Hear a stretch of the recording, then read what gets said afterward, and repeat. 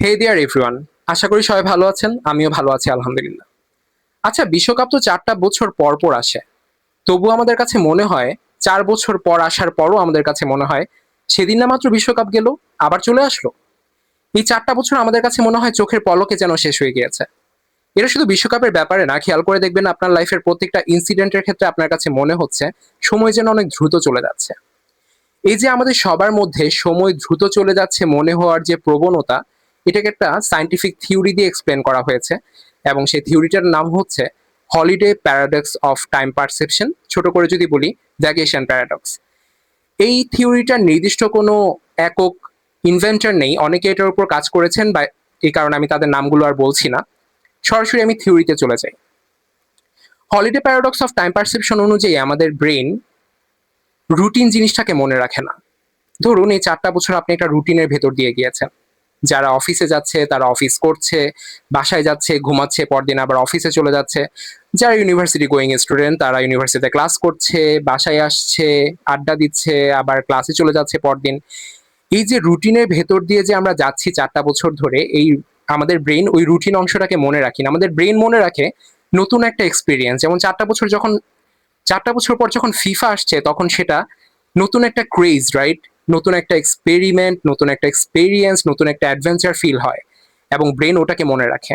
ঠিক তেমনই আমাদের ব্রেন আমাদের লাইফের রুটিনের বাইরের জিনিসগুলোকে বেশি মনে রাখে। সো যখন আপনার কাছে 4টা বছর খুব দ্রুত চলে যাচ্ছে মনে হচ্ছে, এর মানে হচ্ছে এই 4টা বছর আপনার লাইফে মনে রাখার মতো খুব বেশি অ্যাডভেঞ্চার হয়নি, মনে রাখার মতো খুব বেশি এক্সপিরিয়েন্স হয়নি, মনে রাখার মতো খুব বেশি এক্সপেরিমেন্ট আপনি করেননি। এ কারণে আপনার ব্রেনে 4 বছরের যে আপনার রুটিন লাইফটা, সেটাকে আননেসেসারি একটা মেমোরি হিসেবে কাউন্ট করে, এবং যার কারণে আপনার কাছে মনে হয় 4 বছর পর পর বিশ্বকাপ আসার পরও আপনার কাছে মনে হচ্ছে যে সময় অনেক দ্রুত চলে যাচ্ছে। এই হলিডে প্যারাডক্স অফ টাইম পারসেপশনের যে লুপটা, এটা থেকে বের হওয়ার জন্য আমাদের যেটা করতে হবে, যদি আপনি বের হতে চান, সেটার জন্য সেটা করতে হবে প্রতিদিন চেষ্টা করবেন রুটিনের বাইরে অন্তত একটা জিনিস করার। যদি প্রতিদিনও যদি সম্ভব না হয়, অ্যাটলিস্ট 2 দিন পর পর চেষ্টা করবেন রুটিনের বাইরে কিছু একটা করার। সেটা হতে পারে রিডিং আ নিউ বুক, সেটা হতে পারে লার্নিং আ নিউ স্কিল, সেটা হতে পারে প্ল্যান্টিং আ নিউ ট্রি, সেটা হতে পারে ভিজিটিং আ নিউ প্লেস। তো যখন আপনি রুটিনের বাইরে কিছু একটা করবেন প্রতি সপ্তাহে, তখন আপনি খেয়াল করে দেখবেন সপ্তাহটা আপনার কাছে অনেক লেংদি মনে হচ্ছে। তখন আর মনে হচ্ছে না যে সময়টা অনেক দ্রুত যাচ্ছে। এটার ব্যাপারে একটা জিনিস আপনাদেরকে বলা উচিত, সেটা হচ্ছে ছোটবেলায় খেয়াল করে দেখবেন, ছোটবেলায়ও কিন্তু আমাদের লাইফটা রুটিনের মধ্য দিয়ে যেত। স্কুলে যেতাম, বিকালে খেলতাম, সন্ধ্যায় পড়তে বসতাম, কিন্তু তাও আমরা সময় অনেক দ্রুত চলে যাচ্ছে জিনিসটা মনে হতো না। এটার কারণ কি? ছোটবেলায় আমরা বোর হতাম না। ছোটবেলায় প্রত্যেকটা জিনিস আমাদের ব্রেইনে নতুন অ্যাডভেঞ্চার, নতুন স্কিল, নতুন এক্সপেরিমেন্ট, নিউ একটা মেমোরি হিসেবে কাউন্ট হতো। এটার কারণ হচ্ছে আমরা বোর হতাম না। কিন্তু আমরা যত বড় হচ্ছি, আস্তে আস্তে আমাদের কাছে জিনিসগুলো হ্যাপিনেসের আমাদের হ্যাপিনেসের ডেফিনেশন চেঞ্জ হয়ে যাচ্ছে, আমরা ইজিলি বোর হয়ে যাচ্ছি। খেয়াল করে দেখবেন ছোটবেলায় যেদিন আমরা সন্ধ্যার পরে একটু বেশি আড্ডা দিতে পারতাম, সেটা আমাদের কাছে অনেক বেশি ডোপামিন দিত। আমরা অনেক খুশি হয়ে যেতাম, বাহ, আজকে সন্ধ্যার পরও আড্ডা দিতে পারছি, সন্ধ্যার পর বাসায় যেতে হচ্ছে না। কিন্তু বড় হওয়ার পর আমরা এখন সন্ধ্যার পরেই আড্ডা দিই, জিনিসটা এখন খুব হরহামেশাই হচ্ছে, আমরা প্রতিদিন বের হচ্ছি সন্ধ্যার পরেই। তো জিনিসটা আর ছোটবেলার মতো আনন্দ দেয় না। কারণ কি? জিনিসটা আমরা রুটিনের মধ্যে কাউন্ট করে ফেলেছি। এখন এই জিনিসটা আমাদের রুটিন হয়ে গিয়েছে। একটা জিনিস যখন রুটিনের মধ্যে হয়ে যায়, তখন জিনিসটা আমাদেরকে আর ডোপামিন দিচ্ছে না, এবং জিনিসটা আমাদের ব্রেন নতুন একটা মেমোরি হিসেবে কাউন্ট করে না, রুটিনের মধ্যেই ফেলে দেয়, এবং আমাদের কাছে মনে হয় সময় অনেক দ্রুত চলে যাচ্ছে। বেশ কিছুদিন আগে আমার একটা ফ্রেন্ড সারাফ বলছিল সে নাকি তার পছন্দের পছন্দের খাবারগুলো খুব বেশি খায় না। আমি জিজ্ঞেস করলাম কেন? সে খুব ইন্টারেস্টিং একটা জিনিস বলল যে সে যদি পছন্দের খাবারগুলো বেশি খায় তখন জিনিসগুলো তার কাছে আর মজা লাগে না, বা পছন্দের তালিকার মধ্যে আর থাকে না। সেম জিনিসটা আমার সাথেও হয়েছে। আমি যখন ইউনিভার্সিটিতে ক্লাস করতে যেতাম, আমার এনএসইউ বুক শপে একটা চকলেট পাওয়া যেত, কাস্টার্ড চকলেট। 10 টাকা ছিল মাত্র। মাত্র 10 টাকা ছিল দেখে আমি সেটা প্রতিদিন খেতাম। প্রথম দিন যেমন আমার মজা লেগেছিল, প্রতিদিন খাওয়ার পর জিনিসটা আমার কাছে একঘেয়েমি লেগেছে, এবং একটা সময় আমার কাছে বিরক্ত লাগছিল খেতে, এবং আমি খাওয়া অফ করে দিয়েছি।